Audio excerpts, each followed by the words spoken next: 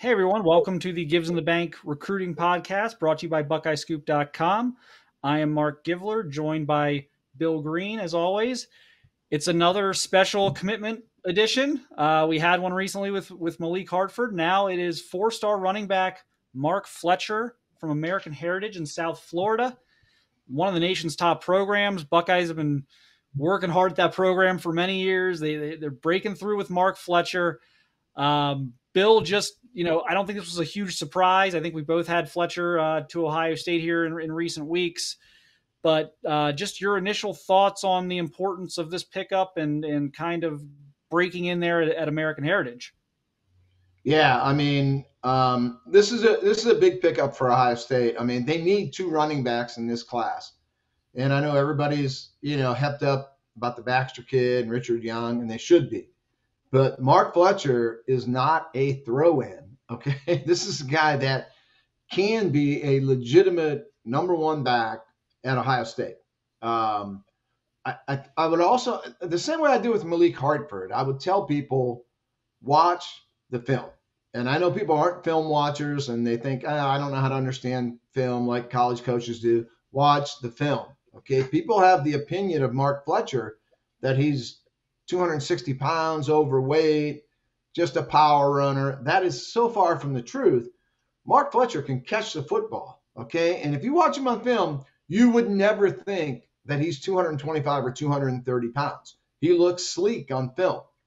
Now, how he fits in at Ohio State, he's got great hands. He plays 7-on-7 football for the best 7-on-7 team in America, the South Florida Express, and he doesn't run the ball up the middle in 7-on-7. He's there to catch the football, which he can do. I would rate him so far ahead of Mayan Williams coming out of high school, it's not even funny.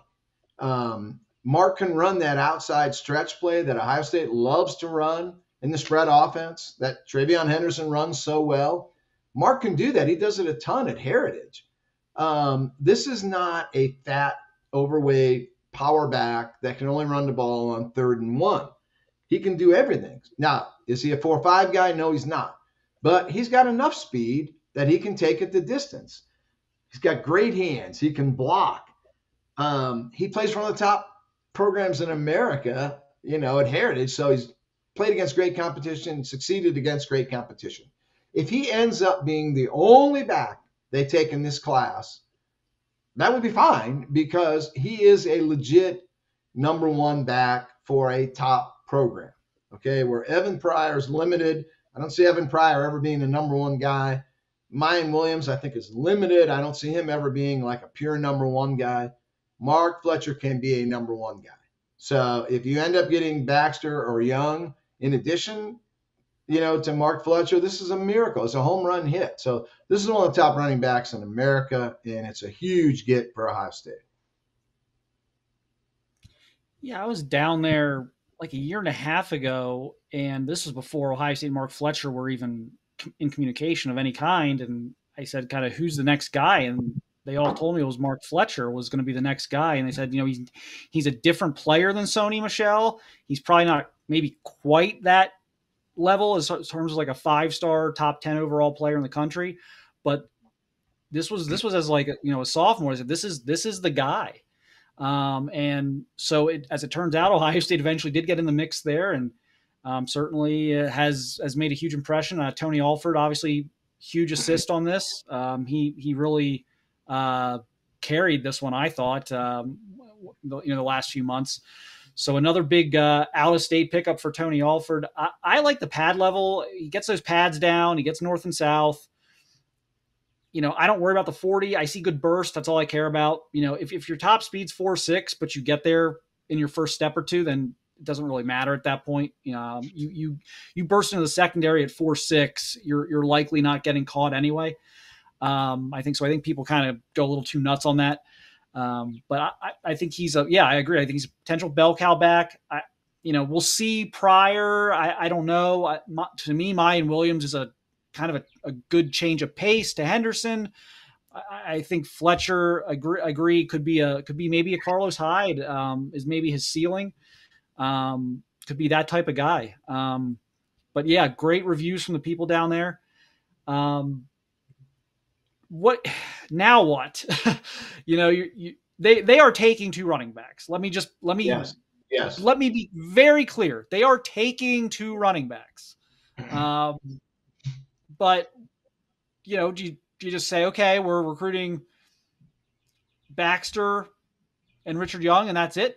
Is that what you do at this point? And say, okay, first one to commit is back number 2 with Fletcher. I mean, how do you see this? I guess now playing out with the running backs here the next few months, because it's kind of like it's like Saturday in a golf tournament right now where we're at. These next 2 months are like moving day.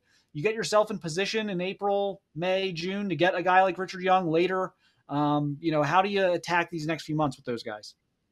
Yeah, I think you're right there. I mean, and I don't, it's so much easier to get two backs in the class. It's easy to sell guys on that. You tell them you're not going to get 500 carries in your career and be beat to death to where the NFL is concerned that you are beat up and damaged goods. You want to be in a class with another superstar to where we can feature you enough that you will be a number 1 pick, but we're not going to beat the crap out of you.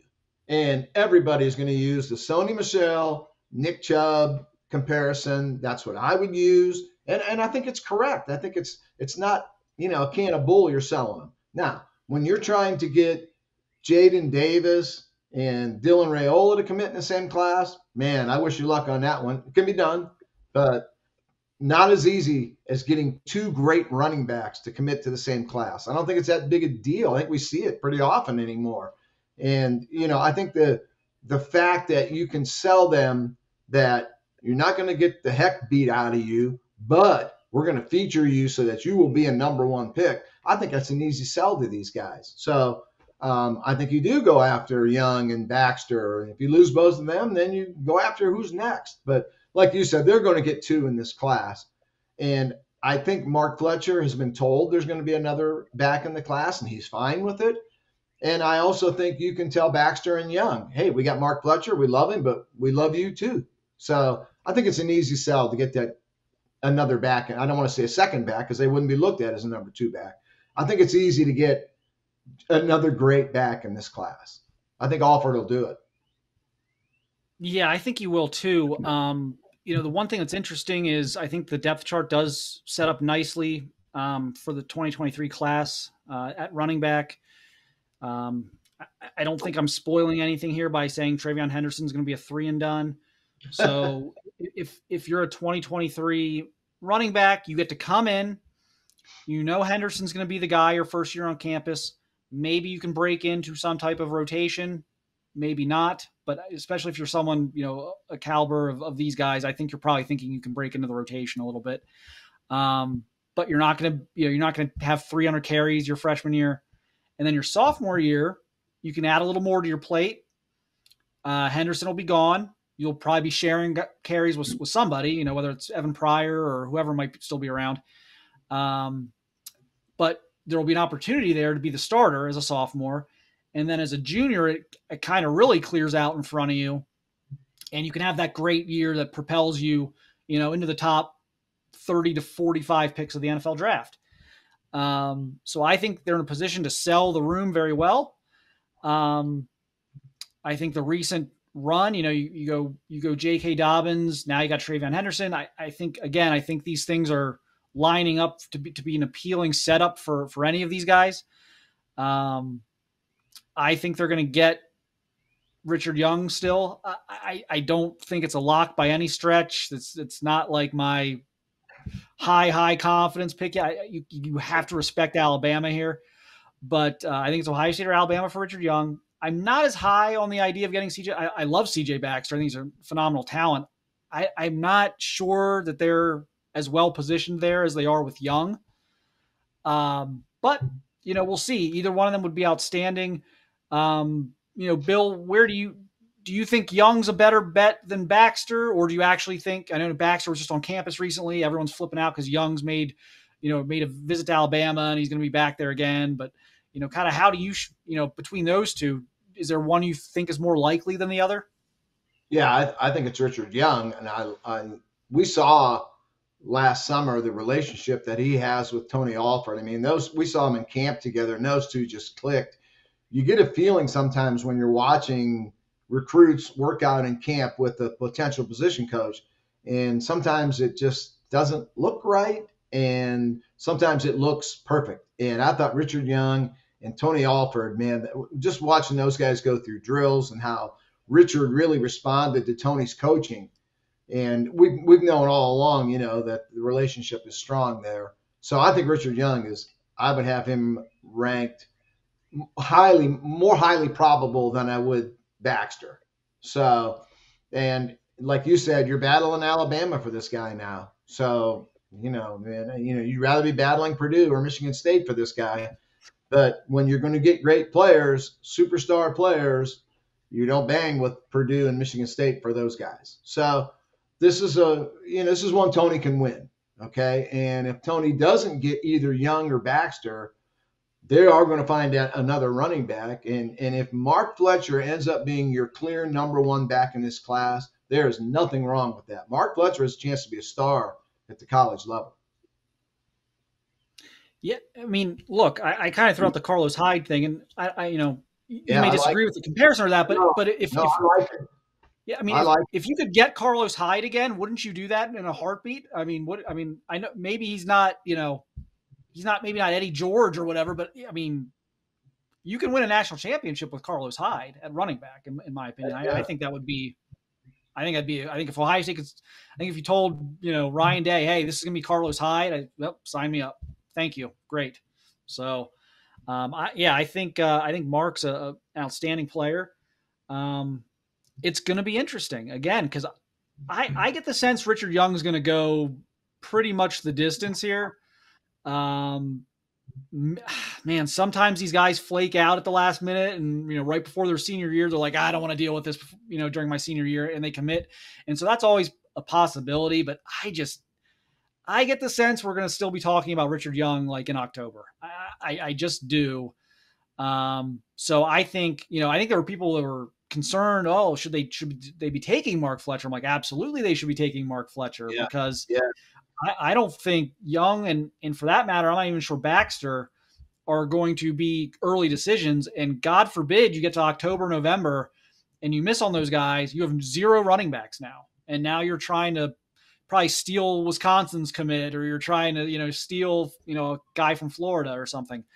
So I think this is working out, playing out the way it should. You take Mark Fletcher when you can get him, and now you have the insurance policy of like, okay, yeah, we can gamble a little bit. We don't have to have a 10 running back list of guys Tony Alford's desperately trying to build relationships with. We can kind of put the focus on Baxter and on Richard Young, but we'll see. And kind of, I guess the last thing here, I know we hate package deals and things like that, but you've talked about the South Florida Express guys at length. Does this help? Does it hurt, or does it not help? Is it a neutral thing? Is it a helpful thing? And if it's a helpful thing, is it anyone specific? Because he's got a few of those guys. The South Florida Express guys are also American Heritage guys. Fagan and Ennis, and I might be missing someone, but so does this get the ball rolling on the South Florida Express crew? I don't know about that. I mean, in recruiting, you use everything to your advantage that you have. And I don't think Brandon Ennis or Carnell Tate or Damian Fagan would pick a school that they really don't like, but my God, how can I pass up the chance to be with Mark Fletcher? That's not going to happen. Okay. You have to individually recruit all these guys. And then, once you've got them sold on your school, my God, the fact that I might be there with my boys, that makes it even better. But the relationship has to be there first, which I think those relationships are there with Tate, Ennis, Fagan, Denson. So I think this is an extra added bonus, in recruiting the other SFE guys that you already got one in the hopper. So, I mean, it helps for sure. But, if the comfort and relationship factor isn't there, then it doesn't help. But for Ohio State, they've done such a great job with all these kids. And, I think the fact that they all could be playing together, I think it's an added bonus in the recruitment. Yeah. Well, another big recruiting win for Ohio State. Again, roughly a week after landing Malik Hartford, they get Mark Fletcher. So I know people were getting a little stir crazy there. They kind of went through, I don't want to say a huge drought, but they went through a period there with the coaching transitions and everything else, the new defensive staff, and they weren't getting all the commitments. And you get Luke Montgomery, and then you get Malik Hartford, and now you've got Mark Fletcher, and it feels like things are moving very, very much upward for Ohio State recruiting right now. I think they're going to have a very, very strong spring when we look back on it here in a few months. But thanks everyone for listening. Kind of a shorter episode this time, just a quick commitment recap. And we'll have more stuff for you on BuckeyeScoop.com. So check all of our content out about Mark Fletcher's commitment. And we will see you guys soon. Thanks everyone for watching and listening.